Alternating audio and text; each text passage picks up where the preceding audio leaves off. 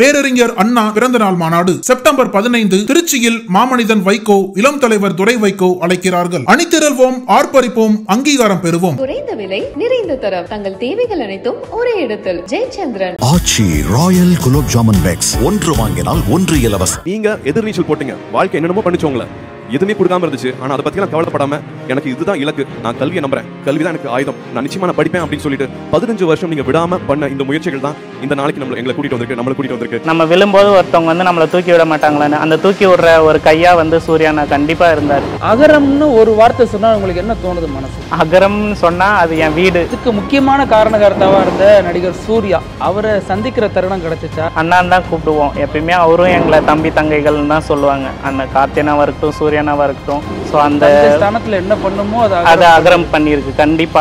எவ்வளவு நாள் அந்த வீட்டுல அக்காவோட தலகாணியில பாம்பு இருந்திருக்கு, ஆனா அதுங்களுக்குமே மேபி தெரிஞ்சிருக்கு இவங்களை எதுவும் பண்ணிடக்கூடாதுன்ற. ஹாஸ்டல்ல இருக்கும்போது நிறைய பசங்களுக்கெல்லாம் அவங்க அம்மா கால் பண்ணுவாங்க, நமக்கு இந்த மாதிரி ஃபோன் கூட வரலையே, நிறைய நாள் அழுதுருக்கேன். நீங்க ஜெயிச்சு வந்த இந்த நேரத்துல அம்மா இல்ல, அப்பா இல்ல அப்படிங்கறத ஏதோ ஒரு ரூபத்துல அவங்க எங்க கூட இருக்காங்க. அன்னைக்கு இழந்த அம்மாவும் அப்பாவும் தான் இன்னைக்கு அகரமாவும் அண்ணாவாவும் சூர்யானா மூலமா கிடைச்சிருக்குன்ற ஒரு இதுவும் இருக்கு. நீங்க காலேஜ் படிச்சுட்டு இருக்கீங்க, காலேஜ் படிக்கும் பொழுது வேற என்ன விதமான தடங்கள்லாம் உங்களுக்கு வந்துச்சு? இப்போ சொன்னீங்க படிக்கிறதே சிரமமா இருந்துச்சுன்னு, அதை பீட் பண்ணி வந்தீங்க. அடுத்த ஸ்டேஜில் என்ன மாதிரியான சிக்கல்லாம் சந்திச்சிங்க? அடுத்து காலேஜ் செகண்ட் இயர் ஓரளவுக்கு நல்லா டெவலப் ஆக ஆரம்பிச்சிட்டேன். மூணு வருஷமே நல்லா படித்து ஓரளவுக்கு அரியர் வைக்காமல் எல்லாத்துலேயுமே கிளியர் பண்ணிட்டேன். எந்த வருஷமே அரியர் கிடையாது, எல்லாத்துலேயுமே கிளியர் பண்ணிட்டேன். தேர்ட் இயர் முடிச்சுட்டு அந்த பட்டம் வாங்கிறதுக்கு பட்டமளிப்பு விழான்னு சொல்லி ஒன்று வைப்பாங்க காலேஜில். 2019 நடந்துச்சு. அது ரொம்ப ஆசை எனக்கு, அந்த நாளுக்காக ரொம்ப வெயிட் பண்ணேன். ஏன்னா அது எனக்கு ரொம்ப பெரிய பெரிய பெரிய கனவு. அது எவ்வளோ பெரிய கனவுன்றதை சொல்ல தெரியல. அந்த பட்டம் வாங்கி நான் அக்கா தங்கச்சி 2 பேர் கூட ஒரு ஃபோட்டோ எடுத்திருப்பேன். அந்த ஃபோட்டோவை பார்க்கும்போதெல்லாம் ஒரு மாதிரி ஒரு ஃபீல் வரும். அன்றைக்கி என் அம்மா அப்பாவும் என் கூட நின்ன மாதிரி இருந்துச்சு. அவங்க 2 பேர் கூட நான் அன்றைக்கி எடுத்த ஃபோட்டோவை பார்த்தா அவங்க 2 பேர் நின்றுருக்கிற மாதிரி தான் இன்னுமே தோணும். அந்த பட்டமும் அவங்க 2 பேரும் அன்றைக்கி எனக்கு அந்த பேரண்ட்ஸாக அன்றைக்கி அந்த பட்டமளிப்பு விழாவுக்கு வந்ததும் எனக்கு மறக்க முடியாத ஒரு லைஃப்லேயே மறக்க முடியாத ஒரு டேன்னா அது. படித்து முடித்ததுக்கப்புறம் மறுபடியும் எப்படி வேலையை நோக்கி நகர்ந்தீங்க? அதற்கும் அகரம் ஹெல்ப் பண்ணாங்களா? ஆமாம். இப்போ படித்து பசங்க படிக்கிறது மட்டும் இல்லாமல் பசங்களோட கெரியர் ஸ்கில்ஸு, ஆளுமை திறனெல்லாம் எப்படி வளர்க்கணும், அதுக்குண்டான செஷன்ஸு, கிளாஸ் அரேஞ்ச் பண்ணுறது, இந்த மாதிரி ஒர்க் ஷாப் அரேஞ்ச் பண்ணுறது, இது எல்லா விஷயமே அகரமில் நடந்துட்டு தான் இருக்குது. அது மட்டும் இல்லாமல் அகரம் பிளேஸ்மெண்ட் ட்ரைனிங்னும் இருக்குது. ஸோ அதில் அகரம் கெரியர் ஸ்கில் டெவலப்மெண்ட்டுன்னு சொல்லி அதில் English coaching plus placement skill எல்லாமே அதில் சொல்லிக் கொடுப்பாங்க. எப்படி க்ரூம் பண்ணணும், எப்படி என்ன ஏதுன்ட்டு. அதில் ஒரு சில கம்பெனிஸ் எல்லாம் அகரம்லேயே எடுத்துகிட்டு போவாங்க அவங்கள பிக் பண்ணி. நிறைய கம்பெனிஸில் அகரம் ஸ்டூடெண்ட்ஸ் இருக்காங்க. அவங்கள பற்றி அந்த கம்பெனிஸில் இருந்தெல்லாம் பயங்கரமான ஃபீட்பேக் இது வரைக்கும் கொடுத்துட்ருக்காங்க. அகரம் ஸ்டூடெண்ட்ஸ் வேணும்னு சொல்லியெல்லாம் எடுத்துகிட்டு போகிறாங்க. நீங்கள் அகரம் ஸ்டூடெண்ட்டுன்னு சொன்னாலே ஒரு சிலர் எடுத்துக்கிறாங்க. ஒரு சில கம்பெனியில் அவங்களுக்கு ஒரு தனி ரெஸ்பெக்ட் இருக்குது. ஏன்னா அங்கே படித்த பசங்க எல்லாருக்குமே சோசியல் ரெஸ்பான்சிபிலிட்டி இருக்குது. அவங்க எல்லாருக்குமே எந்த மாதிரி ஒரு இதில் எந்த மாதிரி நடந்துக்கணும், ஒரு ஆர்கனைசேஷனில் எல்லா விதமான ஒரு க்ரூமிங் சென்ஸும் அவங்க கொடுத்து தான் அனுப்புகிறாங்க. ஸோ அதனால் அவங்களுக்கு ஈஸியாக இருக்குது. அவங்கள கேரி ஃபார்வர்ட் பண்ணி கொண்டு போகிறதுக்கு அந்த ஆர்கனைசேஷனுக்கு ஈஸியாக இருக்குது. அதனால் அவங்க ஈஸியாக எடுத்துக்கிறாங்க. முதல் வேலை எந்த நிறுவனத்துக்கு போனீங்க? என்ன ஃபர்ஸ்ட்டு ஜாப் எனக்கு 2018 ஒரு டேட்டா என்ட்ரி ஒர்க்குக்கு போயிட்டுருந்தேன். அது முடிச்சுட்டு என்னோடய கெரியர்லன்னு நான் வேலைக்கு ஜாயின் பண்ணது ரிசர்ச் அசிஸ்டண்ட்டாக ஜாயின் பண்ணேன். IITM ரிசர்ச் பார்க்கில் ஒரு ஸ்டார்ட் அப் கம்பெனி. அதில் 2019 ரிசர்ச் அசிஸ்டண்ட்டாக ஜாயின் பண்ணேன். ஜாயின் பண்ணி 10,000 ரூபா சம்பளம். அப்போ ஸ்டார்ட் அப் கம்பெனின்றதுனால ஃபஸ்ட்டு ஸ்டார்டிங் அவ்வளோ சேலரி தான் கிடச்சிது. அதுக்கப்புறமா தான் இந்த கோவிட் வந்துச்சு 2019. அந்த கோவிட் தான் லைஃப்பில் மறுபடியும் ஒரு டேர்னிங் பாயிண்ட்டு உருவாக்கிடுச்சு. கோவிட் வந்ததுனால அந்த வேலையும் போயிடுச்சு. ஸோ 1 இயர் நான் கொஞ்சம் சம்பாதிச்சேன். அக்கா, நான், தங்கச்சி 3 பேர் ஒரு வீட்டில் தான் தங்கியிருந்தோம். அக்கா கிண்டியில் ஒரு வேலைக்கு போயிட்டு இருந்தா, ஒரு ட்ரைனிங் இன்ஸ்டியூட்டில் ட்ரைனராக போயிட்டு இருந்தா, இங்கிலீஷ் ட்ரைனராக. தங்கச்சி பிஜி சேர்த்துட்டேன் மெட்ராஸ் யூனிவர்சிட்டியில். தங்கச்சி பிஜி நான் சொன்ன மாதிரியே சேர்த்துட்டேன். அப்ளிகேஷன் போட்டுட்டு நான் அப்ளிகேஷன் அப்ளை பண்ணிட்டேன். நீ எக்ஸாம் எழுதி எப்படியாச்சும் பாஸ் பண்ணுற, அது நான் எழுத முடியாதுன்னு சொல்லிட்டேன். அவளும் எழுதி பாஸ் பண்ணிட்டா. MA Tamil literature. இன்றைக்கி அவள் பிஜி கேண்டிடேட் பிஜி முடிச்சுட்டு டபுள் டிகிரி என் தங்கச்சி முடிச்சிருக்கா. இப்போ நீங்கள் வாங்கின முதல் சம்பளம் அப்படிங்கிறது முக்கியமான ஒன்று ஒவ்வொருத்தவங்களுக்கும். உங்களுக்கு சம்பளத்தை வாங்குறப்ப என்ன நினப்பு வந்துச்சு? அம்மா அப்பா அக்கா தங்கச்சி என்ன செய்யணும்னு நினச்சிங்க? அந்த ஃபஸ்ட்டு சேலரி அந்த 10,000 என் அக்கௌண்ட்டில் கிரெடிட் ஆனதுமே இந்த சேலரி வந்து எங்கள் அம்மாவுக்கு என்னென்னலாம் பண்ணணும் அதெல்லாம் ஞாபகப்படுத்தி பார்த்தேன். இந்த சம்பளத்தை வச்சு அவங்க இருந்திருந்தால் அவங்களுக்கு என்னென்னலாம் பண்ணி பார்த்துருப்போமோ அதெல்லாம் மனசுக்குள்ளே நினச்சிக்கிட்டு அதை வச்சு என் அக்காவுக்கு தங்கச்சிக்கு ட்ரெஸ் எடுத்தோம். நாங்கள் போய் எங்களுக்கு என்னோடய சொந்த காசில் ஃபஸ்ட்டு எங்களுக்கான ஒரு விஷயம் செஞ்சுக்கிறதுங்கிறது அது எவ்வளோ பெரிய சந்தோஷம். ஸோ அன்றைக்கி ரொம்ப சந்தோஷமாக இருந்துச்சு. அப்புறம் என்னோடய சம்பளத்தில் தான் ஃபஸ்ட்டு என் அக்காவுக்கிட்டேயும் ஃபோன் கிடையாது, ஒரு சின்ன ஃபோன் தான். அவள் டீச்சராக ஸ்கூலுக்கு போயிட்டு நான் காலேஜ் முடிக்கிற வரைக்கும் அவகிட்ட ஃபோன் கிடையாது. என் தங்கச்சி டிகிரி முடிக்கிற வரைக்கும் ஃபஸ்ட் டிகிரி முடிக்கிற வரைக்கும் அவள் ஃபோன் யூஸ் பண்ண கிடையாது. நான் காலேஜ் வந்து ஜாயின் பண்ணதுக்கப்புறம் எனக்கு அக்கா ஃபோன் ப்ரெசென்ட் பண்ணான். 2016 வாங்கி கொடுத்தா ஃபோனு. நான் வந்து சம்பாதிச்சு என்னோடய 3ஆவது மாத சம்பளத்தில் என் தங்கச்சிக்கு ஆகஸ்ட் 15 அன்னைக்கு அவளுக்கு ஒரு சரி ஓகே சுதந்திர தினம் அன்னைக்கு வந்து அவளுக்கும் ஆசைகள் இருக்கும், அவளுக்கும் வந்து நீட்ஸ் இருக்கும். ஏதாச்சும் ஒன்றா கம்யூனிகேட் எப்படி பண்ணுறது? இந்த காலகட்டத்தில் ஃபோனுங்கிறது ரொம்ப அத்தியாவசியமாயிடுச்சு. ஸோ அன்றைக்கி ஆகஸ்ட் 15 அன்னைக்கு அவளுக்கு ப்ரெசென்ட் பண்ணேன் ஃபோன் என்னோடய சம்பளத்துலேருந்து வாங்கி. எங்கள் அக்காவுக்கும் அதே மாதிரி என்னோடய சம்பளத்துலேருந்து ஒரு ஃபோன் வாங்கி ப்ரெசென்ட் பண்ணேன். இப்போது என்ன பண்ணுறாங்க அக்கா தங்கச்சி என்ன பண்ணுறாங்க? இப்போ வந்து குடும்பத்தில் இப்போ அதுக்கப்புறம் தங்கச்சி டபுள் டிகிரி முடித்ததுக்கப்புறம் அவளுக்கும் கிண்டியில் ஒரு பெரிய கம்பெனியில் நல்ல சம்பளத்துக்கு வேலை கிடச்சிச்சு. அதில் வேலை பார்த்துட்ருக்கா. ப்ளஸ் டைலரிங் கிளாஸ் போயிட்டு இருந்தா. டைலரிங் கற்றுட்டு இப்போ வீட்டில் மிஷின் வாங்கி போட்டு இப்போ வீட்டில் தான் இருக்கா. வீட்டிலேருந்து மிஷினில் துணி தைச்சிட்ருக்கா. அக்காவுக்கு வந்து மேரேஜ் ஆகிடுச்சு. ஸோ சின்ன வயசுலேருந்தே எப்படி பார்த்தீங்க நீங்களே? ஆக்சுவலாக எனக்கு இருந்த பெரிய கனவு படித்து முடிக்கணும், எப்படியாச்சும் படித்து ஒரு பட்டதாரி ஆகிடணும்னு ஆசை. அது நடந்துருச்சு. அடுத்து அந்த இன்கம்ப்ளீட்டாக இருக்கிற வீடு இன்னும் கம்ப்ளீட்டே ஆகலைல்ல, அது நான் காலேஜ் முடிக்கிற வரைக்கும் என் அக்காவும் தங்கச்சியும் அங்கே தனியாக தான் இருந்தாங்க. 2 பேரும் நிறைய விஷயங்களை ஃபேஸ் பண்ணியிருக்காங்க. தனியாக ரொம்ப கஷ்டம் இல்லை? ஆமாம். எப்படின்னா எல்லாருமே ஏதாச்சும் ஒன்று சொல்லுவாங்க. யாராச்சும் ஃப்ரெண்ட்ஸ் வீட்டுக்கு வந்துட்டா எங்கள் ரிலேட்டிவ்ஸே என்ன சொல்லுவாங்க, எல்லாரையும் கூப்பிட்டு வச்சு கூத்தடிச்சிட்ருக்காங்க, இதுங்கெல்லாம் உருப்பிடுமா அப்படி இப்படின்ட்டு ஒரு மாதிரி அசிங்கமாக பேசுவாங்க. ஊர் சைடு இன்னும் ரொம்ப இழிவாலாம் பேசியிருக்காங்க. ஜன்னல் வந்து ஓப்பனில் இருக்கும், வந்து இந்த பக்கம் அந்த பக்கம் இது பண்ணுறது பார்க்குறது, ஒரு மாதிரி போகும்போது வரும்போது பார்க்குறது. எனக்கு என்ன கவலைன்னா அந்த வீட்டை எப்படியாச்சும் ரெடி பண்ணிடணும்.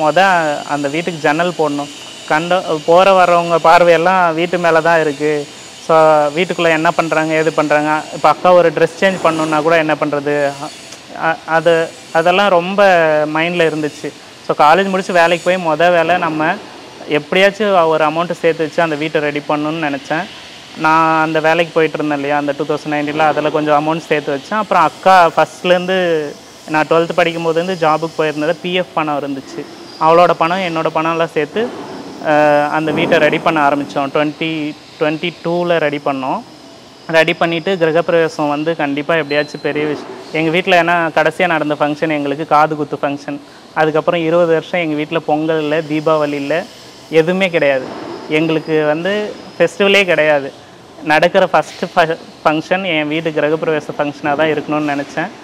அதே மாதிரி 2022 வீடு கட்டி அந்த வீட்டுக்கு 10 லட்ச ரூபாய் செலவாச்சு. அந்த 10 லட்ச ரூபாயும் அக்காவும் நானும் என் தங்கச்சியும் 3 பேரும் சேர்த்து வச்ச எங்களோட காசு. யாருக்கிட்டையும் போய் 1 ரூபா நாங்கள் வாங்கலை, யாரையும் ஹெல்ப் கேட்கல. எங்கள் ரிலேட்டிவ்ஸ் கிட்ட வந்து இதுக்கு பத்தலை, இவ்வளோ அமௌண்ட் கொடுங்க அப்புறமா தரேன்னு கேட்கல, இல்லை லோன் எடுக்கல. இது எல்லாமே வந்து நாங்கள் நினச்சோம், ஒரு விஷயத்த முடிக்கணும்னு நினச்சோம், அதுக்கான உழைப்பை போட்டோம், அதுக்கான சேமிப்பு பண்ணோம், அது நடந்துருச்சு. 10 லட்ச ரூபா செலவு பண்ணி வீட்டை ரெனோவேட் பண்ணி கட்டி 2023 பெருசாக கிரகப்பிரவேசம் பண்ணோம். ஸோ அன்றைக்கி எல்லாருமே எங்கள் அம்மா அப்பா எல்லா சொந்தங்களையும் கூப்பிடணும்னு நினச்சேன். ஏன்னா எங்களை சின்ன வயசில் எங்கள் அம்மாவும் எங்கள் அப்பாவும் இறக்கும்போது அவங்க கூட நின்று பார்த்தாங்க. இன்றைக்கி அவங்க வளர்த்த பசங்க, அவங்க வளர்த்து விட்டு போன பசங்க வந்து எப்படி போவாங்க, என்ன பண்ணுவாங்கன்னு சொல்லி சொன்னாங்க இல்லையா. அவங்களுக்கு எல்லாருக்குமே நாங்கள் இங்கே இருக்கோம், இப்படி தான் இருக்கோம்னு சொல்லி காட்டணும்னு ஆசைப்பட்டேன். அதே மாதிரி கிரகப்பிரவேசம் பண்ணோம். நாங்கள் 3 பேரும் தான் பூஜை பண்ணோம் உட்காந்து, அக்காவும் நானும். அதுக்கும் நிறைய தடங்கள், நீங்கள் பண்ணக்கூடாது, சின்ன பசங்க உட்காரக்கூடாது அப்படி இப்படி. இல்லை, எங்கள் ஊர்லேயே யாரும் அந்த மாதிரி பண்ணல. நாங்கள் 3 பேரும் தான் ஃபஸ்ட்டு உட்காந்து பூஜை பண்ணோம். அந்த வீட்டில் தான் இப்போ சந்தோஷமாக இருக்கும். வீடு கம்ப்ளீட் ஆகிடுச்சு. கனவும் அம்மா அப்பாவோட ப்ரெசன்ஸ் இருக்கணும்னு சொல்லி. வீட்டுக்கு என்ன பேர் வச்சிங்க? அம்மா அப்பா அம்மா பேர் தான், கனகராஜ் நாகராணி இல்லம். ஸோ அந்த ஆக்சுவலாக கூகுள்லேயே அதை ரெஜிஸ்டர் பண்ணியிருக்கேன். கூகுளில் போய் கனகராஜ் நாகராணி இல்லம்னு போட்டிங்கன்னா வரும். எங்கள் அப்பா அம்மா பேரை போட்டு இல்லம் ஹோம்னு போட்டால் எங்கள் வீடு அட்ரஸ் வரும். ஸோ அது எனக்கு ரொம்ப நாள் பெரிய பெரிய பெரிய ஆசை. அது நிறைவேறிடுச்சு. எல்லா சொந்தக்காரங்களும் வந்தாங்க.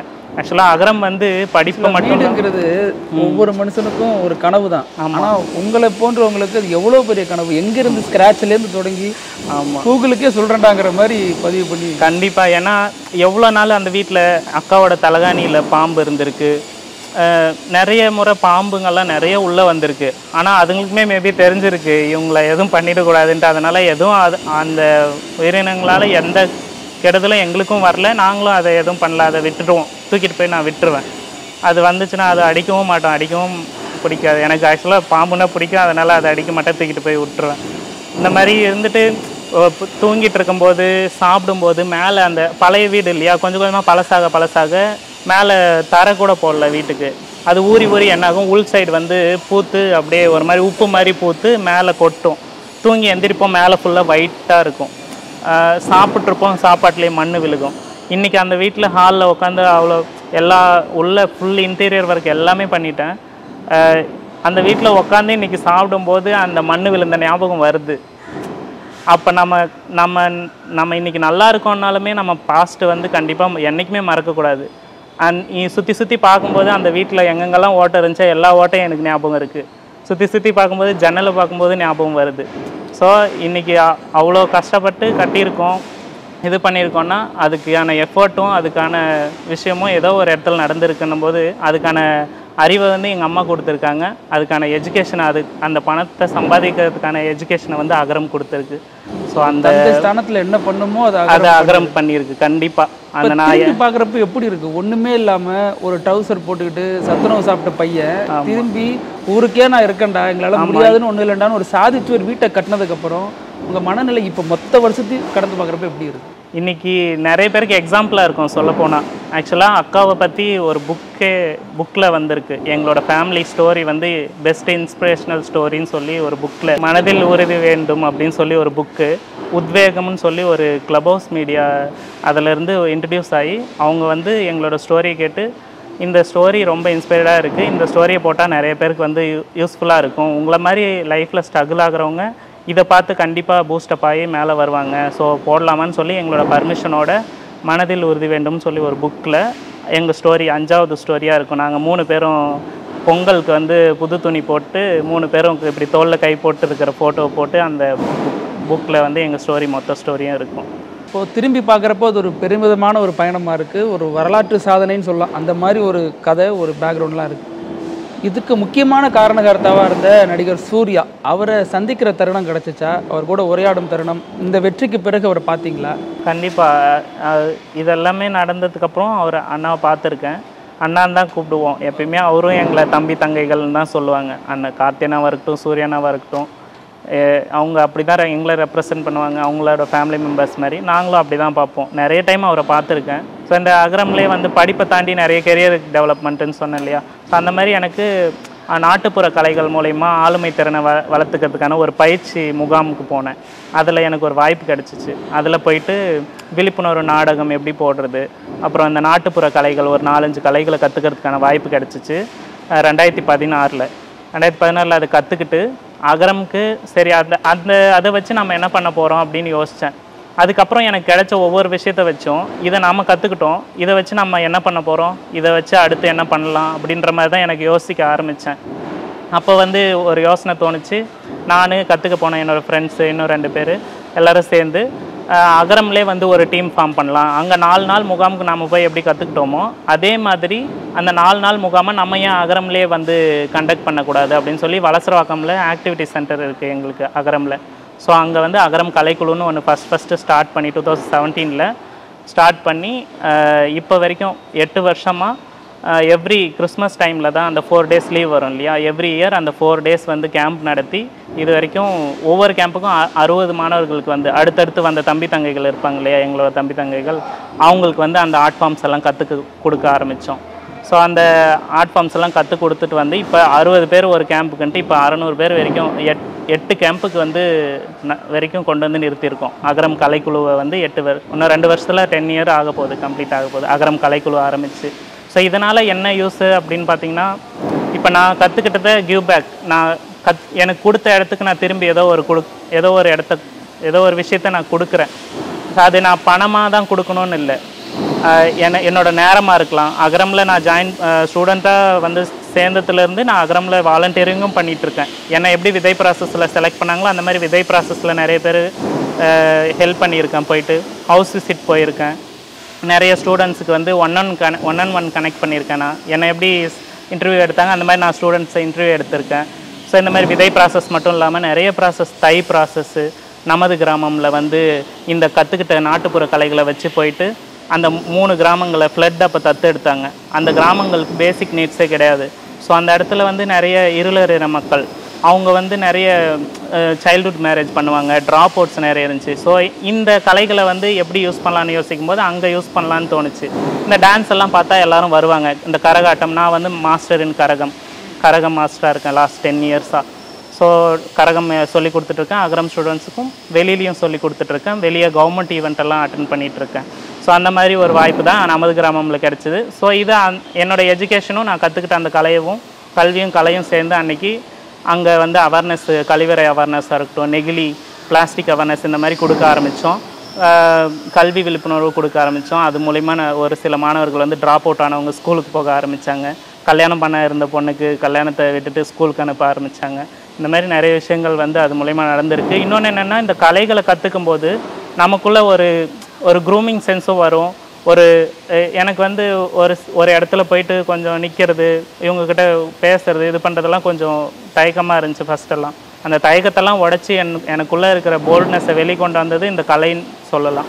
ஏன்னா அது ரொம்ப மேஜர் ரோலாக இருந்திருக்கு என்னோடய லைஃப்பில்.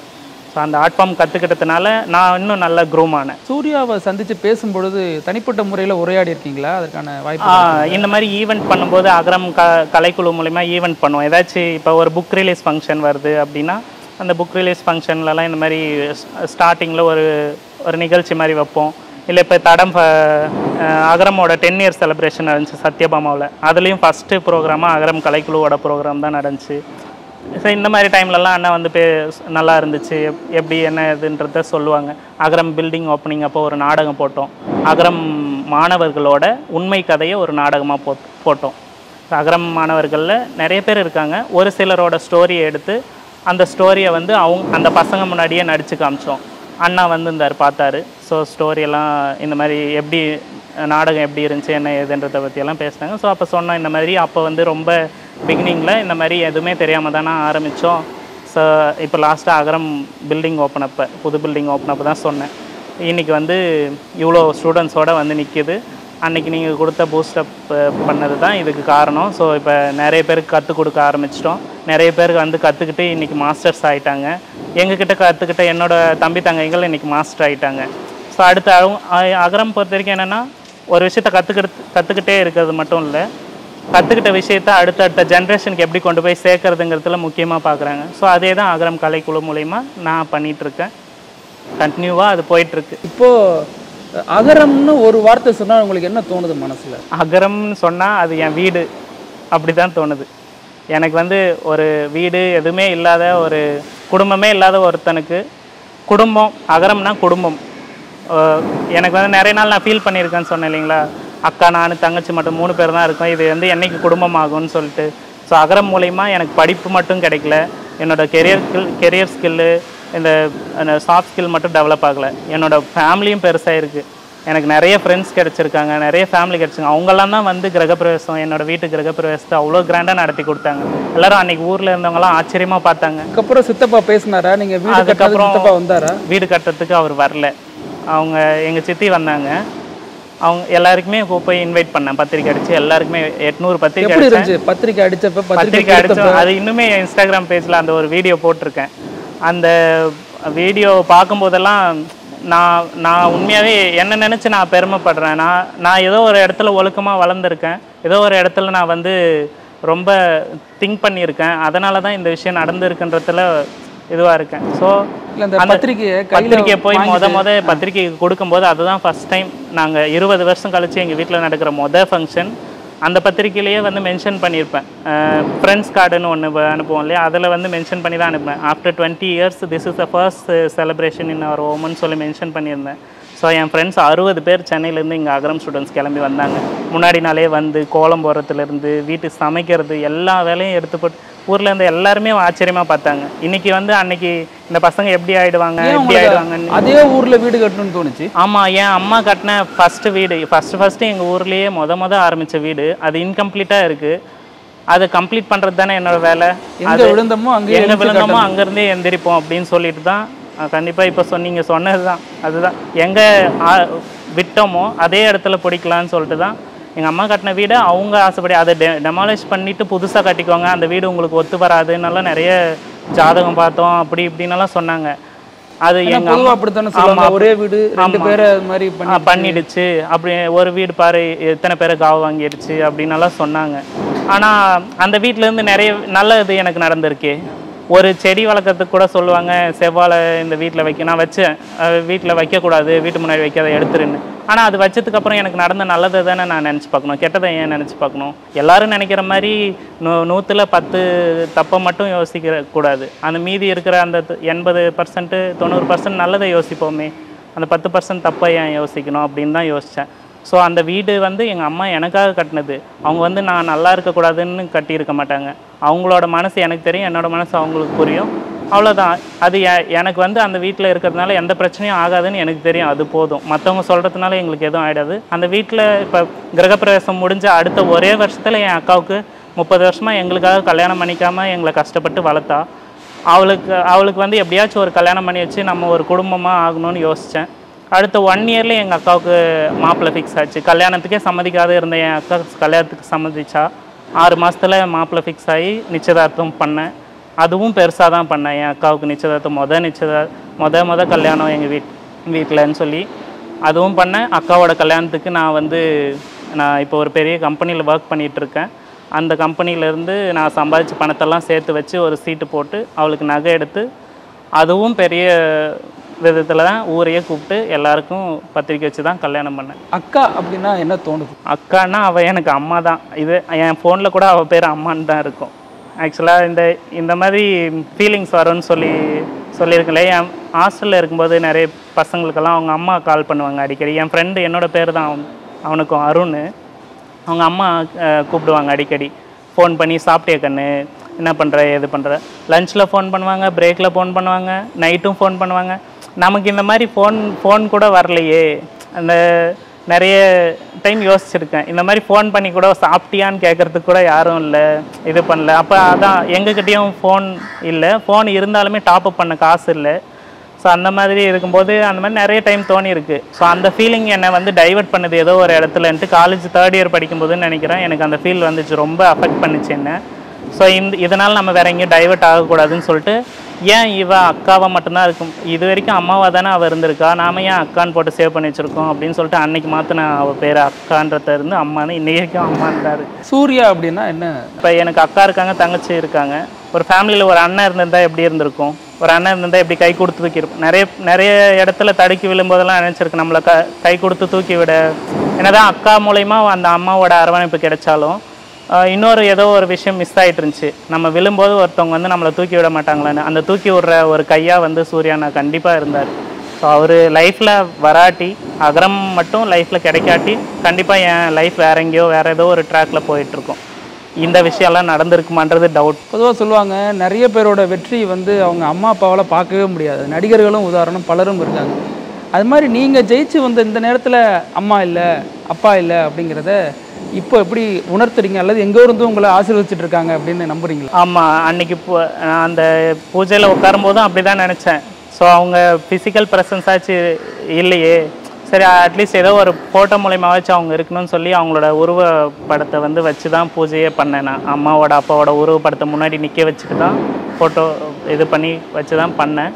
ஏதோ ஒரு ரூபத்தில் அவங்க எங்கள் கூட இருக்காங்க. அன்றைக்கி இழந்த அம்மாவும் அப்பாவும் தான் இன்றைக்கி அகரமாகவும் அண்ணாவாகவும் சூர்யானா மூலிமா கிடச்சிருக்குன்ற ஒரு இதுவும் இருக்குது. ஸோ ஏதோ ஒரு விதத்தில் நமக்கு சப்போர்ட் பண்ணிட்டு தான் இருக்காங்க, ஏதோ ஒரு விதத்தில் நம்மளை பார்த்துட்டு தான் இருக்காங்கன்ற நம்பிட்டு இருக்கோம்.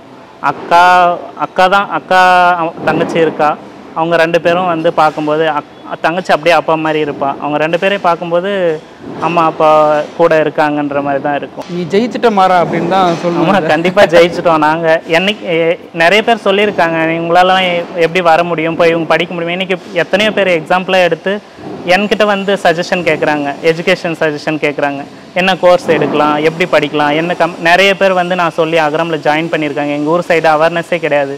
என்னோடய படித்த ஸ்கூலுக்கு போய் அகரம் பற்றி சொன்னேன், என்னோடய டியூஷன் சென்டருக்கு போய் அகரம் பற்றி சொன்னேன். அந்த சார் மூலிமா, அந்த ஸ்கூல் சார் மூலிமா, டியூஷன் ஸ்டாஃப் மூலிமா, எல்லார் மூலியமாகவும் அப்ளை பண்ணி வந்து படிக்கிற பசங்க இன்றைக்கி நிறைய பேர் எங்கள் ஊர்லேருந்து அகரம் மூலிமா படிக்கிறாங்க. ஸோ எனக்கு வந்து சொல்ல யாரும் இல்லை, யாரோ ஒரு நண்பன் கடைசி நிமிஷத்தில் சொல்லி தான் எனக்கு அந்த வாய்ப்பு கிடச்சி இன்றைக்கி நான் அந்த ஜெயிச்சிட்டோன்ற ஃபீல் எனக்கு வந்துச்சு இல்லையா. அந்த மாதிரி லைஃப்பில் எத்தனையோ பேர் எவ்வளோ இல்லாமல் இருப்பாங்க.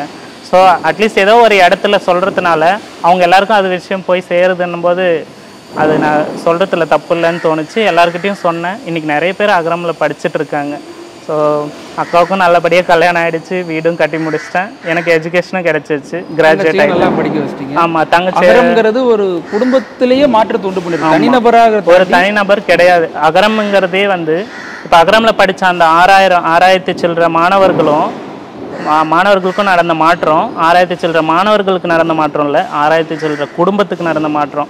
ஏன்னா அவங்க குடும்பம் எவ்வளோ பெருசாக டெவலப் ஆகிருக்குன்ட்டு ஒவ்வொருத்தரையும் போய் கேட்டிங்கன்னா தெரியும். என்னை விட ரொம்ப கஷ்டப்பட்டு வந்தவங்களும் இருக்காங்க. அவங்க ஃபேமிலியெல்லாம் நினச்சி பார்த்தா இன்னும் நம்மளோட கஷ்டம்லாம் ஒரு கஷ்டம், அதெல்லாம் ஒரு பூஸ்ட். அகரம் வந்ததுக்கப்புறம் அதெல்லாம் இன்னும் கொஞ்சம் பூஸ்டப் பண்ணுச்சு. நிறைய பேர் ஃப்ரெண்டு இந்த மாதிரி இப்போ அகரம் ஒர்க் ஷாப் மூலயமா எல்லோரும் பழக ஆரம்பித்தோன்னு சொன்னேன் இல்லைங்களா. அது மூலயமா பழக ஆரம்பித்து நிறைய பேரை பற்றி தெரிஞ்சுக்க ஆரம்பித்தேன். அப்போ தான் வந்து ஓகே நம்ம தான் வந்து சர்வை பண்ண கஷ்டப்பட்டிருக்கோன்னு நினச்சா இவங்க ஒரு சிலருக்கு வீடே இருக்காது. வீடு மழை காலத்துலலாம் உள்ள ஒழுகும், இந்த மாதிரியெல்லாம் இருந்திருக்காங்க. வீடு இல்லாமல், குளிக்க பாத்ரூம் கூட இல்லாமல் நிறைய ரொம்ப ஸ்ட்ரகிள் ஆகி வளர்ந்துருக்காங்க. அம்மா அப்பா விட்டுட்டு எல்லாம் போயிருப்பாங்க, குழந்தை வேணான்னு சொல்லி விட்டுட்டு பாட்டி வளர்த்துருப்பாங்க. அவங்க வளர்த்து இன்றைக்கி பெரிய கம்பெனியில் பெரிய போஸ்டிங்கில் இருக்காங்க, கவர்மெண்ட் போஸ்டிங்கில் நிறைய பேர் இருக்காங்க, டாக்டர்ஸ், இன்ஜினியர்ஸ் எவ்வளோ பேர் இருக்காங்க. இவங்க எல்லாரையும் வந்து மாற்றுச்சுன்னா அது கண்டிப்பாக இந்த அகரம் கொடுத்த எஜுகேஷன் தான். ஒரு 10-15 வயசு அருண் கனகராஜ் வந்து கடவுள் மேலே கோபப்பட்டார்.